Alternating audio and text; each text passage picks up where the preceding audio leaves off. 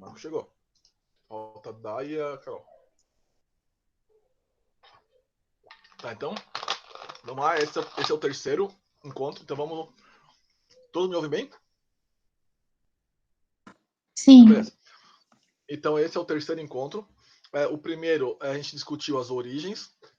O segundo, a gente discutiu o conceito de teoria da aprendizagem significativa crítica. E esse terceiro, a gente vai aprender os princípios. Por quê?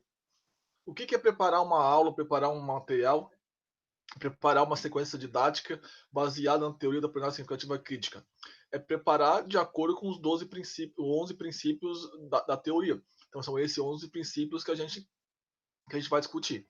Por exemplo, o que é preparar um material para preparar uma sequência didática utilizando Ausubel? Tu tem que respeitar os 4 princípios de Ausubel, né? Quais são eles? Reconciliação integrativa, diferenciação progressiva, consolidação e organização sequencial. Se tu não obedecer esses 4 princípios, tu não está usando a teoria do Ausubel. Beleza? Então, o que a gente vai discutir agora é isso. A gente vai discutir quais são os 11 princípios que o Moreira fala que, se tu respeitar eles e planejar, fazer a tua prática pedagógica, se tu fizer esses 11 princípios, obedecer esses 11 princípios, tu vai criar um ambiente onde a aprendizagem significativa crítica possa ser criada.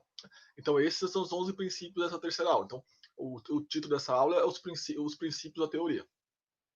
Então, a partir desses princípios, a gente vocês já vão estar conscientes de como preparar o material para isso. E daí, semana que vem, a gente vai finalizar o curso. Eu vou falar que como é que eu vou. Tem que ter 3 eixos na pesquisa: né? Um eixo educativo, um eixo metodológico, um eixo epistemológico. Só que eles têm que ser coerentes e consistentes.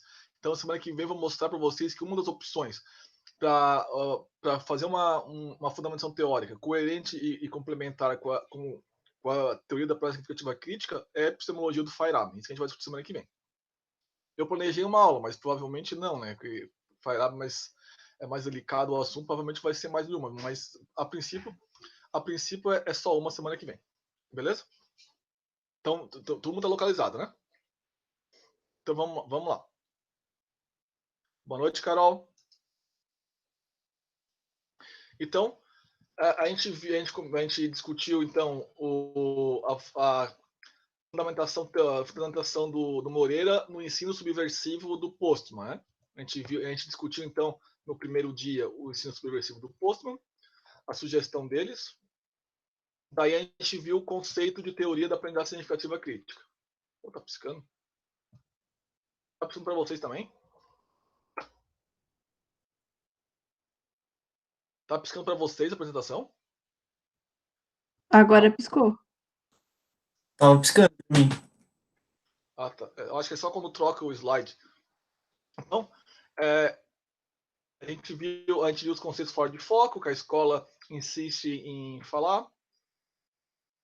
E daí, então, a gente chegou em que ponto? A gente mostrou os conceitos fora de foco que o Postman disse que a escola insistia em ensinar, mesmo no currículo oculto, né, que a gente viu isso. E daí a gente viu que o Moreira falou que a escola do Postman para cá não só continua ensinando aqueles conceitos fora de foco, como agregou conceito fora de foco. Ou seja, a escola para o Moreira hoje, ela é ainda menos preparada para preparar. Ela é menos capacitada para preparar os alunos para a sociedade que vive do que era na época do Postman. O que o Moreira quis dizer para nós é: a escola hoje é pior para formar cidadão contemporâneo do que era a escola que o Postman tanto falava mal. É isso que a gente falou discutir no ano passado. Beleza? Daí a grande questão é: o que eu posso fazer? Então, o Moreira sugeriu 11 princípios que, se obedecidos, a gente vai criar um ambiente onde a aprendizagem significativa crítica possa ser construído. Então a pergunta é: como construir ambientes onde a aprendizagem significativa crítica possa ser construída? Então, aqui eu só estou trazendo para vocês que o que ele está fazendo é o mesmo que o Ausubel fez. Né? O Ausubel sugeriu 4 princípios, que se eu seguir, eu criaria um ambiente potencialmente significativo. E aqui o Moreira está falando a mesma coisa. Então, primeiro, são 11. Primeiro, princípio do conhecimento prévio. Aprendemos a partir daquilo que já sabemos. Então, por exemplo, eu acho que todo mundo aqui fez didática comigo, né? Tirando, acho que a Karina não fez, né, Karina? Eu não fiz também. Tu não fez também, Larissa? Não, Então, fiz com o César. Eu também não Da- fiz. Não? eu acho que a didática das ciências foi com o César. Foi com o César. Mas provavelmente ele deve ter falado a mesma coisa que eu insisto bastante na cadeira de didática das ciências, que é tu não pode ensinar sem saber o que o aluno já sabe. Ou seja, Ele tu tem que falou. conhecer. Então, tu tem que conhecer o que os alunos já sabem. Tu tem que saber o que os alunos já sabem para ensinar de acordo. Isso é a primeira coisa que o Moreira fala. Se tu não souber o que o aluno já sabe, tu não vai preparar um ambiente onde a aprendizagem significativa crítica possa ser construída. Felizmente para nós, a gente não precisa perguntar para eles o que eles já sabem, né? Porque teve toda uma década de 80 que eles fizeram levantamento de pesquisa de concepção alternativa, né?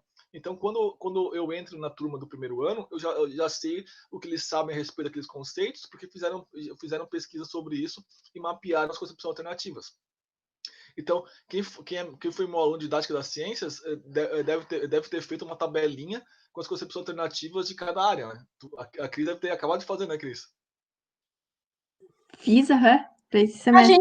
gente fez isso contigo também, mas eu acho que foi em epistemologia, né? Eu lembro que a gente fez algo assim, que a gente tinha que pesquisar artigos, né? Concepções alternativas e criar uma tabela. Isso eu lembro também que a gente fez. Foi metodologia e ensino de física, eu acho, né? Ah, isso, isso A gente fez. mesmo. Então, beleza. Então, vocês têm que. Essas são as concepções alternativas. Então, eu ia falar assim: tu não pode ensinar sem saber o que o aluno já sabe, porque tu tem que ensinar de acordo com o que o aluno já sabe. Beleza? Esse primeiro princípio não é nenhum segredo, né? Porque o Moreira é, antes de tudo, um Ausuberiano, então ele não ia chutar o balde, né? Ele vai a partir do que o Ausubel já diz, né? Então, basicamente, aqui ele está dizendo assim, ó, eu estou partindo do pressuposto do Ausubel, eu só estou indo além. É isso que ele está dizendo nesse primeiro princípio. Tá joia? Esse não tem nenhuma novidade para vocês, né? Então, o segundo, princípio da interação social, do questionamento, ensinar a aprender perguntas ao invés de respostas. Então, o que o Moreira diz é que a interação social é fundamental para construir uma teoria da aprendizagem significativa crítica. Então, o papel do professor é fundamental nesse cenário. Então, o professor está ali estimulando, criando ambiente para que o aluno consiga fazer perguntas, cada vez perguntas, cada vez perguntas, cada vez perguntas. Isso é fundamental. O Moreira fala que o papel principal do professor não é dar respostas para os alunos, mas fomentar ele a fazer perguntas, a se questionar, a ir atrás. Então, as perguntas que movem. Então, por exemplo, a Carol desenvolveu o mestrado dela e desde o começo ela está falando para os alunos qual é a pergunta que ela quer responder. Ela quer responder como o foguete voa. E a partir de então ela deixa claro desde o começo. Essa é a pergunta. Vamos compartilhar a pergunta e vocês vão fazer cada vez mais perguntas. Então ela fez mostrou um filme e a partir do filme os alunos se questionavam. Ela estimulava eles a fazer. Ela fez uma atividade. Tô falando porque eu acho que ela tá com o microfone desligado, né, cara? Ficando o trabalho. Então, mas ela exibiu o filme e fez os alunos perguntarem a respeito do filme e o que o filme passava. E depois trouxe isso nas aulas teóricas. Então, o que ela está fazendo é fazendo esse princípio que o Moreira está dizendo ali. O importante é estimular o que o aluno faz, o que a gente tem que fazer. Estimular o aluno a se questionar, estimular o aluno a fazer perguntas. O aluno não receber as respostas prontas, não achar. O Moreira fala uma frase que ele repete sempre, que é eu me ofende profundamente quando alguém acha que eu estudei tanto para ser professor e achar que eu sou um depósito de respostas e um depósito de informação. Isso não é um professor. Daí ele é velho, né? Daí ele falou, isso é uma enciclopédia a enciclopédia faz melhor que eu. Hoje em dia a gente fala, a gente que é novo, né? A gente ia falar que é o Google, né? A gente vai para o Google e pergunta. Mas então, achar que o professor tá ali para fornecer. Fale, Carol. Ele tinha que falar que era Barça. Então, ele falou enciclopédia. A Barça era o Google da década de 90. Né? Eu sempre quis uma Barça, mas eu nunca tive. Era muito caro, né? Tá louco. Oh. Eu lembro que a minha prima financiou, acho que em 36 vezes a coleção da Aham, Barça. eles vinham com aquela monte de livro e faziam em tudo quanto é parcela que a gente pudesse fazer, eles faziam. Mas assim, né, cara? A Larissa e a Mas Cris era não caro. Eu usei Barça também. Tu usou Barça, que Larissa. Eu Sim. também, eu tenho aqui em casa. Isso eu não Olha tenho. só. Tinha uma Mas época que eu não tenho, mas eu usei Mas na época da escola, ensino fundamental. Sim, eu usei no fundamental e no médio. Mas a Cris, eu acho que nem sabe o que a gente tá falando, né, Cris? Ai, meu Não, Deus. eu sei o que é, mas eu nunca usei. Então é isso. Nossa, É. Então, então o Moreira diz isso, que o papel do professor não é fornecer respostas, é fornecer perguntas, criar um ambiente em que se faça perguntas. Então, aquele professor que vem com problemas prontos, respostas prontas, por que ele está dizendo isso? Porque esse professor que dá respostas prontas, as coisas prontas, na verdade ele está criando a ilusão da certeza e criando a ilusão da verdade absoluta, né, inquestionável. Então, quando tu estimula o aluno a fazer pergunta, quando o aluno começa a fazer pergunta, ele começa a questionar. E a partir do momento que ele começa a questionar, ele começa o currículo oculto disso vai acontecer, ele vai começar a ver que as certezas, as verdades não são tão sólidas assim, elas nem fazem sentido no mundo contemporâneo. É isso que o meu está falando ali nesse princípio 2. O que vocês têm a comentar? É que eu me lembrei que teve uma vez que eu olhei um meme, que era um meme assim que pegava cada disciplina. Era tipo uma zoeira com o fato de que tu poderia ir no Google pesquisar as coisas. Então, até se tu trouxer o meme para essa discussão, dá até para questionar justamente isso, assim, mas que os alunos entendem que a escola é um local que tu vai absorver informações, né? Não que tu vá aprender a fazer questionamentos e tal, né? E aí, toda essa discussão, acho que se desse para trazer o meme para a discussão, acho que daria para refletir sobre isso. Eu me lembrei nisso, assim, que parece que pegaram. O meme era assim, era cada área do conhecimento, português, matemática, e o que poderia fazer, tipo, meio que ironizando o fato do professor, às vezes, né, de se entender que o professor, ele porque se eu tenho o Google, por que que eu tenho o Google, tá tudo lá o que eu preciso, vamos dizer assim, mas na verdade distorce toda a ideia, né, de que na verdade o professor, a ideia que se tem que o professor é um depósito, como o professor comentou, né, as pessoas imaginam que o professor é um depósito de conhecimento, sendo que não é isso, né, na verdade Mas é É, bem... mas é isso que o Postman fala, né? Esse professor que acha que a função dele é transferir conhecimento, ele não faz sentido, né? Ele não serve para nada, né? Então, se ele não encontrar uma finalidade, é melhor finalizar com a escola, né? É isso que o Postman falou no livro Filho da Educação. Exatamente. Mas, o Larissa, isso que eu trouxe, esse professor não faz sentido mesmo, né? Sim, não? Tu aprende muito mais. Se tu achar que tem que transferir conhecimento, não precisa para aula, né? Não Sim, serve. é isso que o meme fazia, a zoeira, justamente por isso, sabe? Então, Mas, É mas, mas, só. mas o meme tem razão. Fale, Carol. É que o ruim, assim, em sala de aula, quando a gente está ensinando ali os alunos, explicando algum conceito, se ele faz uma pergunta e a gente diz que não sabe, ou que vai pesquisar, ou alguma coisa assim, eles acham um absurdo o professor não saber, né? Que para eles, ele tem que ser o depósito de informação, né? Bem como você falou ali. Para mudar esse fato é bem complicado, sabe? Mas tem que falar, mas tem que falar isso. O Moreira mesmo repete a frase do Moreira: eu não sou o Google, eu sou um professor. Já falei isso. Então, mas isso que tem que falar. Eu não sou o Google. Então é isso que o Moreira está falando. Tipo, estimular a fazer perguntas. Vocês, por exemplo, vocês todos têm pesquisa em andamento. Então, vocês sabem que lá o que tem que destacar bem forte lá no começo do artigo de vocês? Sempre a pergunta que tu está fazendo, né? Uma boa pesquisa é uma boa pergunta. Se tu tem uma boa pergunta, tu tem uma boa pesquisa. Porque os instrumentos estão aí, né? O Moreira fala isso. os instrumentos de pesquisa estão aí, né? Todo mundo faz revisão biográfica, todo mundo sabe o que está acontecendo, todo mundo tem os métodos para fazer as pesquisas dentro do seu nicho, que não são os mesmos sempre, obviamente, mas todo mundo tem os percursos metodológicos, mas se tu tiver uma boa pergunta, sai uma boa pesquisa. Se a tua pergunta não for muito boa, tu não tem uma boa pesquisa. É isso que a gente conversa sempre, né? Então é isso que o Maria está falando. O importante, quando vocês iniciam a pesquisa, o importante é que vocês façam a pergunta, se perguntem a respeito do que estão fazendo. É por isso que todos vocês já escreveram um artigo comigo. Então vocês sempre têm que apresentar a pergunta na introdução, né? Tipo, o que eu estou procurando responder. É por isso. Beleza?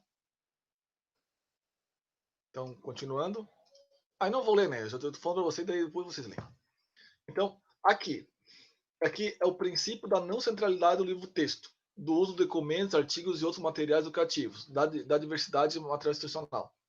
Aqui, ainda bem que é coisa do passado, que as aulas de mecânica não eram aula de mecânica, era aula do Halliday, né? É coisa do passado isso, né? Porque eu não fiz Física 1, eu fiz Halliday 1, eu não fiz Física 2, eu fiz Halliday 2, eu não fiz Física 3, eu fiz Halliday 3. Mas mudou, né? Ainda bem, né? A física... não muito, né? Eu tentei... Isso aí é o lado do Guilherme Sheldon, ele não entendeu o sarcasmo.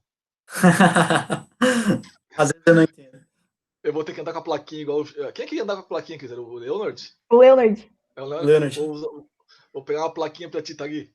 Tá Então, bom. Mas o pior é que eu também não tinha entendido. Eu ia mostrar aqui que eu tava com o Halliday até da física.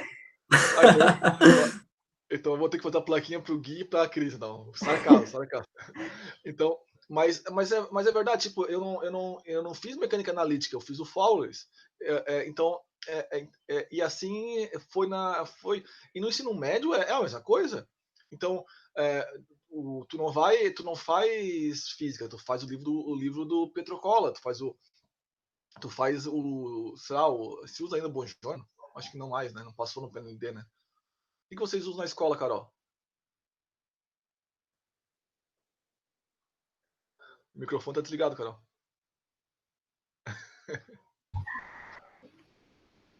Qual que é? Estamos usando esse aqui que não tem nenhum autor. Cadê o autor? Esse aqui, ó. Ah, tá. Então... Mas é bonzinho até. Não, mas é isso que eu ia falar. O Postman, ele falava assim, queimem os livros didáticos. Livro didático não serve para nada. Livro didático é uma porcaria. Ele só traz certezas e verdades. O Moreira já pega mais leve. Ele fala assim, não é bem assim. Pode usar livro didático, não tem nenhum problema. Tipo, tu pode usar o Hilt, tu pode usar o Petrocola, que são dois bons livros complementares, porque um tem um olhar bem histórico, o outro não tem nada de história e é só conceito. Então os dois são complementares. Tu pode usar isso, mas não é só isso que tu tem que fazer na tua aula. Tu não pode... eu lembro que quando eu dava aula em colégio particular tu presta um serviço, né? Então tu tem que fazer o que eles pedem, não tem saída. Então eu lembro que a gente tinha que fechar a apostila, ou seja, a gente tinha que dar toda a apostila e só o que estava na apostila. E isso acontece também em escolas públicas. O professor acha que tem que fechar o livro, acabar o conteúdo, terminar o conteúdo. Então, isso fica claro que se tu fizer isso, tá se afastando do ambiente onde tu possa criar uma aprendizagem significativa crítica, né? Se tu tá preocupado só em ensinar conteúdo baseado no livro didático, tu tá, na verdade, ensinando certezas e verdades, né? Não tá preocupado em formar o aluno, né? Então, por isso que eu falo uma coisa que eu acho que o Gui estava numa palestra que eu dei lá em Salvador, que daí eu falei uma frase que uma mulher saiu da sala, que foi: professor que cumpre currículo, professor que cumpre o livro, professor que termina livro é incompetente. É um professor que não serve para nada. Ela levantou e saiu, né? Mas daí eu expliquei depois por que isso que eu tô falando. Eu tô baseado no terceiro princípio da teoria da aprendizagem significativa crítica do Moreira, que é isso. O livro tu não tem que centralizar a tua instrução no livro, tu tem que fazer várias coisas. Eu tô dando o exemplo da Carol, que é a única daqui que foi para sala de aula, tá, Carol? Por isso que eu tô dando o exemplo. Então, a Carol, por exemplo, ela usa material de livro, ela usa o Hilt, que é o livro que eles estão usando. mas ela também usou no material dela um filme, uma discussão, experimento, o que mais, Carol, que tu fez? Exercício, não baseou só no livro didático. Mas tu não aplicou ainda, Karina. Não fica. Abre o microfone, Karina. A gente quer te ouvir. É porque tu não aplicou. Eu tô falando da Carol porque ela tava aplicando. E vocês todos, eu acho que a única que foi pra sala de aula. Ah, não, o Gui também, né, Gui? Ah, o Gui também. Então, o Gui usou. O Gui também usou. Ah, tá, cara. O Gui também usou. Usou filme, né, Gui? Usou experimento, usou PowerPoint e o livro. Sim. Então o Moreira não está sendo radical, dizendo assim, queimem os livros não servem para nada. Ele está dizendo, usa menos. Deixa de ser preguiçoso, usa uma diversidade de recursos institucionais. É mais ou menos isso. Então, o terceiro princípio é mais ou menos deixa de ser preguiçoso e achar que teu trabalho é passar o que está no livro para o quadro. E tem muitos professores que todo mundo aqui. Ah, não, só a Cris não fez estágio ainda, né? Mas todos os outros fizeram estágio. Tem muito professor que acha que o papel dele é copiar o livro no quadro. Ele copia o que está no livro no quadro. Eu acho que quem fez estágio aqui deve ter visto isso algumas vezes, né? Então não faz sentido, né? Não faz sentido. O que vocês têm a comentar? É uma coisa que você tinha falado na outra aula, que os alunos hoje eles estão mudando, né? Tanto é que o professor que pega um livro e vamos fazer tal coisa que está no livro, página tal. O aluno pega o livro, professora, mas precisa copiar, tá aqui. Ele já nem quer mais copiar, tá aqui escrito, por que eu vou copiar? Ele está mudando, a gente tem que mudar também, né? Mas isso Mas não são todos os alunos também. Não, isso é. Tem uns que me perguntam, professor, mas tu não vai copiar do livro no quadro? Tem. Nem faz sentido. Mas isso que a Carol tá falando tá só reforçando o que o post não diz, né? O professor que faz isso, ele não tem mais sentido, é melhor não existir, né? O próprio aluno tá podando esse professor. Esses mais espertos, não os mongol, né? Esses mais espertos que a Carol tá falando. É poucos, mas tem ainda. Porque tem sempre o pessoal. É porque assim, é muito mais fácil. Bota no papel do aluno. É muito mais fácil ficar sentado sem ter que pensar do que uma educação que vai te fazer pensar, né? Então, não é culpa desses alunos, é culpa do sistema que fez eles assim, né? Então, mas ainda bem que o mundo está mudando, né, Carol? Os alunos estão mudando junto, né? Exato. Outra Beleza? coisa Então, que. Opa! fala, Carol, Cris, por favor. Outra coisa que eu acho importante também de trazer outras alternativas para trabalhar dentro de sala de aula com os alunos é por conta do currículo oculto que às vezes o livro didático acaba trazendo, né? Tipo, de não incluir mulheres cientistas na própria ciência, de não incluir a história. Então, eu acho que é importante trazer essas outras alternativas para poder abranger essas outras partes, né? Isso está falando, sou bastante crítico aos livros didáticos. E daí uma das pesquisas que eu fiz que não acabou não dando certo, não consegui, era exatamente isso que eu queria pesquisar todos os cientistas que aparecem nas coleções do PNLD. Daí eu queria primeiro ver quem está vivo ou não, que eu acho que não deve ter nenhum vivo. Quantos homens e quantas mulheres, e principalmente a questão que eu me interesso é que agora que eu estou me interessando é a questão étnico. Tipo, quantos negros cientistas aparecem nos livros do PNLD? Eu suspeito, apostaria um rodízio de sushi que nenhum, não vai ter nenhum. Mas eu não tenho como afirmar isso sem pesquisar, né? Então eu tinha essa ideia, só que não deu certo. Mas é, isso está falando. Os livros didáticos eles só refletem o que a comunidade como um todo pensa. Não pensa essa questão que está colocando oculto, né? Tipo, a ciência é ocidental, a ciência é feita por brancos, a ciência é feita por homens, a ciência é feita por indivíduos altamente capacitados que nunca erraram um exercício, assim por diante. Exatamente isso. Por isso que tem bastante crítica em relação aos livros didáticos. Por isso que a gente pode usar eles, sim. O Petrocola e o Hilt, por exemplo, são ótimos livros. Mas não só eles, né? Uma coisa que, por exemplo, tem professor que nunca usou na vida é os simuladores, né? Todas as salas quase tem computador, tá bom, Karina? Tem computador e tem projetor.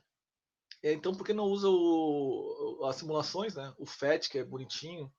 Tem defeito também, não é uma maravilha, que tem uma maravilha do mundo, mas é legal. Então, beleza? A respeito do terceiro princípio, alguma questão? Essa questão eu tô lembrando agora, essa questão da diversidade de recursos, né? Em um dos estágios que eu fiz, eu tenho costume de levar a apresentação de slides, e aí a professora da turma não tinha esse costume, até então ela só usava o quadro, aí ela disse que depois que viu eu dando aula nos slides, disse que ia começar a fazer isso, porque ela viu que, ela disse, eu vou começar a fazer igual a tu e vou começar a trazer as coisas nos slides, daí eu fiquei assim até um pouco surpresa, porque, né, então é louco assim, né? Mas, Larissa, mais uma coisa tem um meme também que eu assisti quando eu estava na faculdade, então faz tempo. Nem existia a palavra meme. Que era um videozinho, na verdade. É uma professora numa escola tradicional no quadro. 1 mais 1 é 2. 2 mais 2 é 4. 3 mais 3 é 6. Daí foram lá e modernizaram a escola e botaram computador. Daí ela baixou a apresentação e botou 1 mais 1 é 2. 2 mais 2 é 4.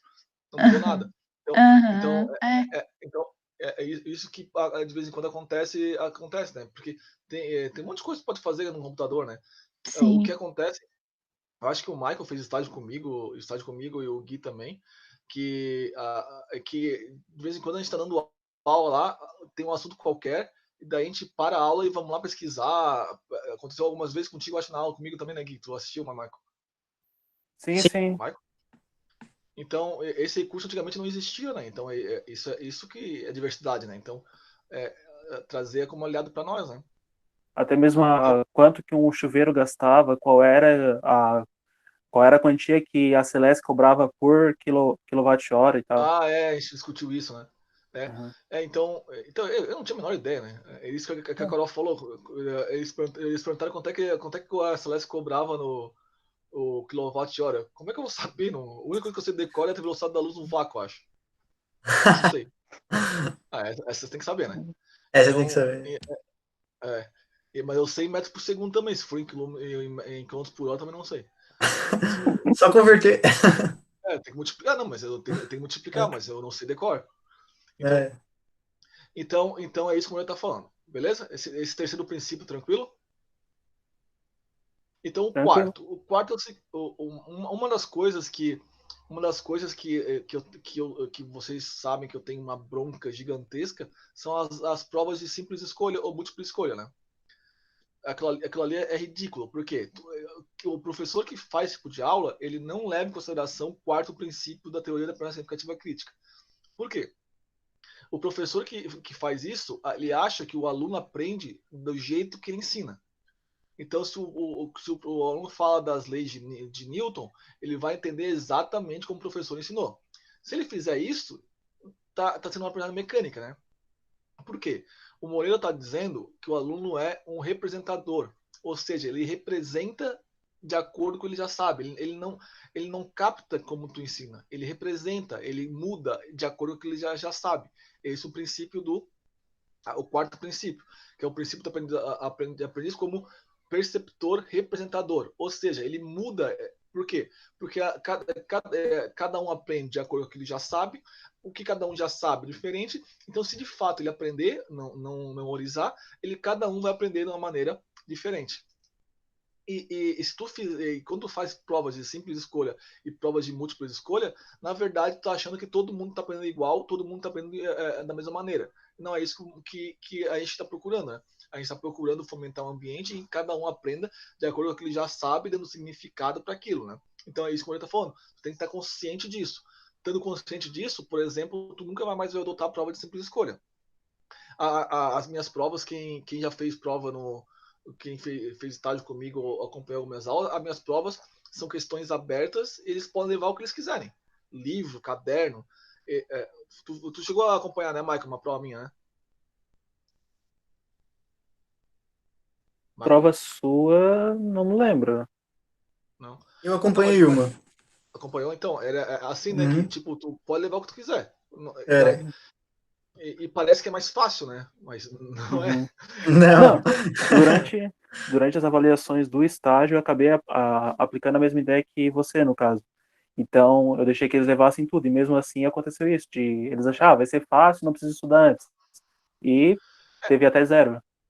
É um tipo de prova que funciona, mas só dá para fazer na faculdade, né? Porque muitos alunos não dá, que é prova oral, né? A prova oral é a mais legal ainda para tentar captar a representação do aluno. Ah, é Então, terror, né? Um terror. Dá aquela não é, pressão, né? só a Cris e a Karine não fizeram aquele prova oral comigo, né? Mas tu ia Não, fazer. não. É porque essa cadeira, Cris. Tipo, eu pergunto acerca da tua aula. Então, tu se preparasse uma aula de eletromagnetismo, eu ia te fazer 5 perguntas. Eu faço 5 perguntas e te deixo pensando. Meia hora? Quanto é que era? Não lembro. Meia 5 hora. minutos. Então, eu deixo pensando, sei lá, meia hora. O tempo que cada um é diferente, né? Se for, daí me avisa, tipo, tô pronto. Daí vai respondendo. Daí a pessoa responde, como ela tá representando, daí eu digo, tem certeza? Não é papapá. Todo mundo passou por aqui, né? Tirando a Cris. Mas por que a prova oral é útil, extremamente útil? Porque não é uma prova verificadora, é uma prova que fomenta também a aprendizagem. No momento da prova, tu está construindo, está representando aquilo ali. Então, é um momento de avaliação formativa e não só verificadora. Por isso é tão poderosa. Ela se baseia no quê? O Ausubel diz que se tu sabe, tu tem que comunicar isso. Então, se tu sabe, se tu não consegue comunicar, é porque tu não sabe ainda. Então, aquela história de eu sei, mas não sei explicar, pro Ausubel é balela. Então, por isso que a prova oral funciona nesse cenário. Beleza? Então, todo mundo entendeu isso? Então, vocês 6 que estão aqui, cada um de vocês está representando tudo que eu estou falando de maneira diferente. A Larissa, a partir da experiência dela, a Cris, a partir da experiência dela, a Carol, a partir da experiência dela, e assim por diante. Então, vocês estão representando o que eu estou falando, cada um de uma maneira diferente. Joia? Então, por exemplo, quando foi da prova oral, quem teve uma experiência ruim, que foi, por exemplo, que se manifestou, que foi a Carol e a Larissa, não gostaram da ideia. Quem não passou por, quem não teve uma experiência, pelo jeito as duas tiveram experiência ruim com as provas. O Gui e o Michael, que talvez não tiveram uma experiência tão ruim, não fizeram uma cara tão negativa. Então, isso que é a representação. Não, eu tive uma experiência bem mais ou menos, só que eu acho interessante também. Não, então, é que assim, a minha experiência foi razoável também, mas é porque é mais no sentido assim de que a gente fica assustado mesmo, porque não é tradicional, não tá acostumado, né, com esse tipo de prova, né? Mas eu também acho super interessante, muito mais válido, né? Mas é brincadeira, mas foi um terror mesmo. A minha foi traumática. Eu gostei bastante. Até aprendi. Mas assim, mas a ideia é essa. Para o aluno é mais fácil fazer uma prova de questões fechadas, né? É só memorizar, né? Eu tinha um professor de história no São Bento que ele dava um questionário de 20 perguntas e daí 10 aquelas perguntas que ia na prova. Eu sempre tirava 10, né? Porque eu só decorava tudo. Então, mas pergunta se eu aprendi alguma coisa daquela história. Eu adoro história, mas porque eu aprendia sozinho, né? Eu ia ler, pegava os livros e lia os livros desses livros de divulgação de história, tipo os livros do Eduardo Bueno, essa turma aí, né, que é bem legal. Então, esse item, beleza? Então vamos pro quinto. Vocês querem fazer os 11 hoje ou querem parar no quinto e a gente continua semana que vem? Vocês decidem. Pra mim tanto Podem faz. falar. Vocês querem continuar daqui até a o pouco eu final? vou ter que, daqui a pouco eu teria que sair também, mas É. fica mas vocês também, né? Então, A gente vamos até os 6 hoje. Daí, pode ser. semana que vem, a gente finaliza, os princípios, daí a gente começa a discutir mais a questão da fundamentação teórica, tá? Pode ser? Maravilha. Pode ser. Pode ser. Então, é porque eu vi o Gui olhar umas 3 vezes pro relógio, eu acho. Não, não. Tô tranquilo. Entendeu? Então, continuando, eu vou falar só os 5 e os 6, tá? Esse aqui é extremamente importante. O que o Moreira fala? Que tu tem que ter consciência que o conhecimento, na verdade, é uma linguagem. Quando tu vai ensinar um novo conhecimento para alguém, o que tu está fazendo é ensinando uma nova linguagem, uma nova forma de ver as coisas. Então, professor de física, na verdade, está ensinando a linguagem da física. É isso que ele está fazendo. Então, aprender uma nova área, na verdade, é aprender uma nova língua para entender algumas coisas.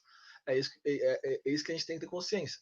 Então, provavelmente, um aluno no primeiro ano não domina a linguagem da física. Então, tu pode falar o quanto tu quiser, que ele não vai te entender. Porque ele não domina a linguagem ainda. Tipo, imagina o professor passou batido por vetores, o aluno não entendeu os conceitos de vetores, e como é que ele vai entender a física? Sem a linguagem vetorial? Não é impossível. Então, daí não adianta se ele não aprendeu a linguagem dos vetores, se ele não aprendeu a linguagem da notação científica, se ele não aprendeu a linguagem das unidades, das grandezas, não tem como aprender. Não tem. Então, o professor de física, antes de mais nada, é um professor de uma linguagem, a linguagem da física. O professor de química é a mesma coisa. E as coisas depende da linguagem que tu tá discutindo, tu pode dar uma aula potencialmente significativa para uma turma inteira e ninguém entender nada que tu falou. Porque, na verdade, tu não tá falando inglês, tá falando o fisiquês, tá falando um outro idioma que ele não domina. Então, é isso que tu tem que ter consciência. Antes de tudo, tu tem que trazer a linguagem da física. E depois que essa linguagem é dominada, daí vai, né? Então, é isso que o Moreira está falando. Então, o que vocês têm a falar sobre isso? Nada? Vocês concordam plenamente? Ninguém tem nenhuma questão? E depende da língua. Fala, Larissa. Essa questão que tu comentou, assim, de tu, por exemplo, tu dar uma aula, né, potencialmente significativa, e mesmo assim os alunos não conseguirem entender porque eles não têm domínio da linguagem da física, vamos dizer. Mas aí como é que fica? Porque potencialmente significativa é sempre relacionado ao sujeito, né, Larissa? Sim, Tipo, sim. para esses sujeitos que não dominam, tu preparou uma aula que tu achava que era potencialmente significativa. Uhum, Mas como tem tu preparou imaginando que eles dominem o conceito de vetor, por exemplo. Mas como eles não dominam o conceito de vetor, não é potencialmente significativa, porque não está ao alcance da estrutura cognitiva deles. uhum, Então, é nesse sentido. E as uhum. coisas, dependendo do que tu tá fazendo, as coisas têm sentido diferentes também, né? Por exemplo, um símbolo tipo o psi, se tu botar numa turma de física, é uma coisa, né? Se botar numa turma de psicologia, é outra. E assim, o mesmo símbolo, dependendo da linguagem que tu aprendeu a ler, tu entende de maneiras diferentes. Então, por exemplo, a gente acha lindo, por exemplo, uma foto borrada de Saturno. Mas é porque, na verdade, Cris, a gente acha lindo, mas mostra isso para um artista que está estudando, sei lá, os clássicos lá. Ele vai dizer isso aí, uma fotografia borrada, que de lindo. O que esse buraquinho ali? Porque na nossa linguagem a gente sabe que aquele buraquinho ali, na verdade, não é um buraquinho, é uma tempestade gigantesca, que está ali desde a época de Galileu. Então, porque a nossa linguagem que ele é bonito. O conceito de bonito depende da linguagem que tu enxerga o mundo, né? Beleza? Mas é diferente, né? Esse princípio aí alerta a gente porque a gente tem que estar consciente disso. Tranquilo? Alguma dúvida, alguma questão? Então, aqui, o princípio da consciência semântica. Esse também é bem importante. Esse princípio facilitador da palavra significativa crítica implica várias considerações. A primeira dela, e talvez a mais importante, é tomar consciência de que o significado está nas pessoas, não nas palavras. É complementar ao que a gente fala aqui, né? Tipo, o significado não. Quando eu falo, por exemplo, força, o significado não está na palavra força. Está no significado que a pessoa dá para aquilo ali. A pessoa, o significado está na pessoa, a pessoa entende. Então, nem todo mundo vai aprender a mesma coisa, porque a pessoa que dá significado para aquilo. Então, se eu falar, por exemplo, trabalho, nós aqui, a Karina não está aqui, né? Mas tirando todo mundo aqui estudou física, se eu falar trabalho, provavelmente a gente vai pensar em energia, né? Tipo, para nós faz todo sentido dizer que o trabalho de um trabalhador que entre sair da cama de manhã e voltar para a cama na hora de dormir, o trabalho dele nesse dia todo foi zero. Isso faz todo sentido para nós. Agora, vai dizer para uma pessoa que não sou físico, o trabalho dela durante o dia inteiro é zero. Ela vai te chamar de louco, né? Porque o significado tá na pessoa, não na palavra. E a pessoa dá significado de acordo com o que ele já sabe, de acordo com a linguagem que ela vê o mundo. Então esse que é o princípio da consciência semântica. Mas vocês estão vendo que um é complementar a outro quase, né? São bem coerentes um com o outro. Joia? Então, a importância do conhecimento prévio, né? Aquilo que a gente está falando, né? Observe isso aí, a importância do conhecimento prévio. Isso é, dos significados prévios da aquisição do novo conhecimento. Quando o aprendiz não tem condições ou não quer atribuir significado às palavras, a aprendizagem mecânica não é significativa. É isso que a gente estava falando, Larissa. Se o aluno não tem conhecimento prévio, não tem a capacidade. Opa, travou? Deu travado, acho, né? Não sei. Acho que é normal. Normal? Então beleza. Então, o que a gente está falando é que o conhecimento prévio é fundamental para essa consciência semântica. Então, se as pessoas não têm conhecimento prévio, tu não vai ter uma aula potencialmente significativa, tu não vai criar a aprendizagem significativa, menos ainda para a significativa crítica. Tu vai aprender para mecânica. Por quê? Porque eles não, nesse caso específico, Larissa, eles não sabem o que é vetor. Então, não tem condição de aprender. Beleza? Uhum. Então, o Karina, a gente vai fazer só 6 hoje e daí a gente continua semana que vem. Então, para finalizar, então, o que você. Eu vou só revisitar cada um deles, daí alguém fala uma frase a respeito deles que entendeu, tá? Pode ser? Pra gente revisar? Começar o primeiro. Eu vou aqui no meu mosaico, tá? Primeiro a Cris, segundo o Guilherme, terceiro a Larissa, quarto o Michael, quinto a Carol, sexta a Karina. Karina, como não estava aqui, daí alguém pode ajudar ela. Pode ser? Pode Cada ser. um no princípio. O primeiro, então, a primeira é a Cris. O que é o princípio do conhecimento prévio, Cris?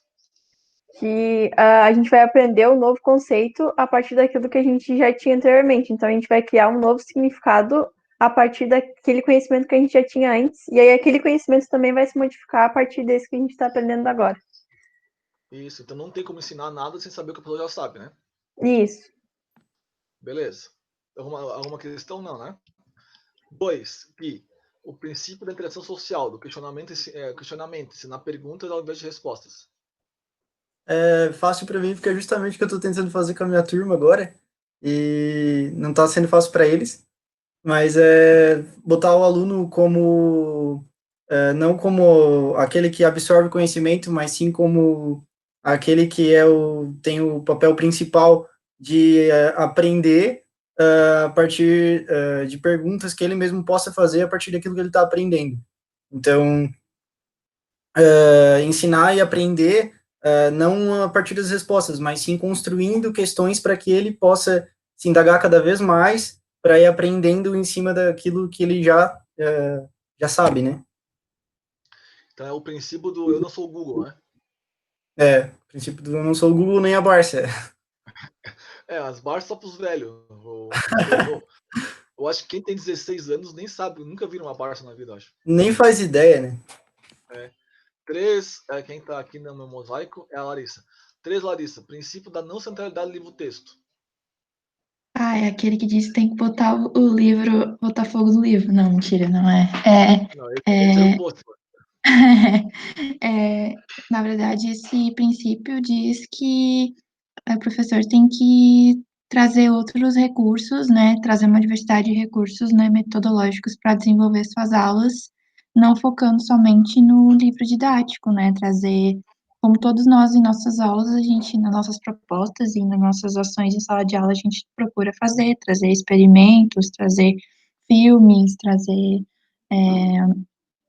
outras fontes né, de busca que não sejam exclusivamente o livro, né? Até porque a gente já percebeu que o livro tem várias deficiências, né?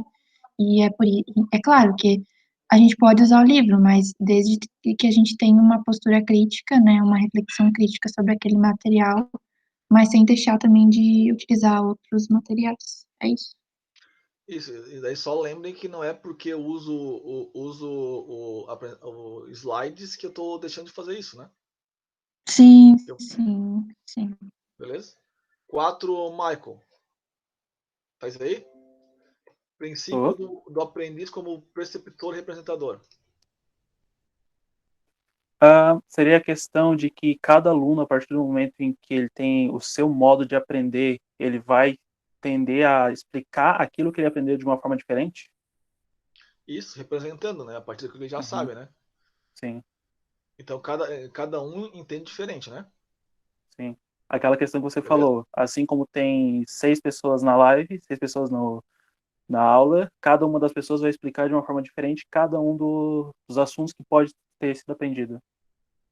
Cada um com a sua experiência prévia, né? Aham. Cada um ouve o que eu estou falando de acordo com a sua experiência prévia. Provavelmente a Cris está pensando nos professores de São Joaquim, a Larissa de Sombrio, a Carol está lembrando ou dos colegas dela ou mesmo da aula dela no Arroio. Foi no Arroio, né, Carol? Não, eu tô em Araranguá agora. Não, mas as tuas aulas foram no Arroio, né? Com a Karina, né? Foi, né? Sim, com a Karina. Então cada um está representando de uma maneira diferente, né? Beleza? Quinto, Carol, agora é tu. Princípio do conhecimento como linguagem. O que o Moreira quer dizer? É que cada disciplina tem uma linguagem diferente, que uma mesma palavra pode significar várias coisas diferentes para determinado, vamos supor, um aluno ouve a palavra potência.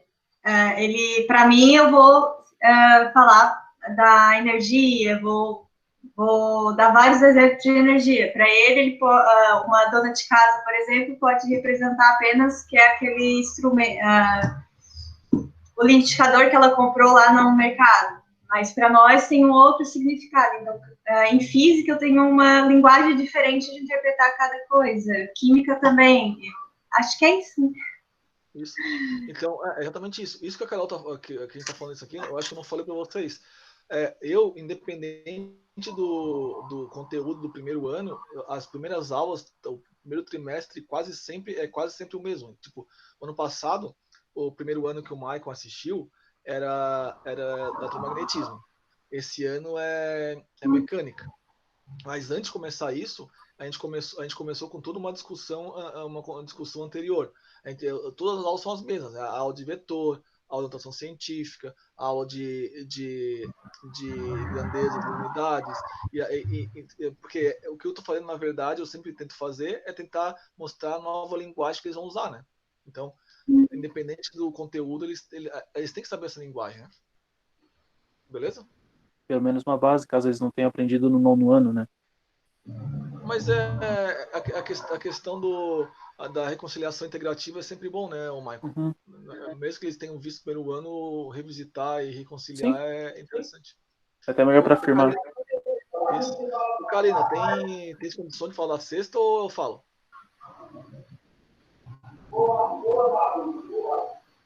Tá aí, Karina? Acho que não. Oi? Eu falo. Então a consciência semântica é isso, né? Tipo, o significado está na pessoa e não na palavra. A pessoa que dá significado para isso. Então achar que todo mundo vai entender igual o que eu estou falando, não estou criando um ambiente que eu possa criar uma aprendizagem significativa crítica. Eu estou criando um ambiente que eu estou criando uma aprendizagem mecânica. Beleza? Então esses 6. Mas eu imagino que vocês já preparavam tudo que vocês fazem e levando esses 6 em consideração, né? Só tá reforçando e deixando explícito isso, né? Beleza? Então tá, alguma questão? Vou parar de gravar. Alguma questão? Não? Vou parar de gravar agora. Daí assim que... Parei.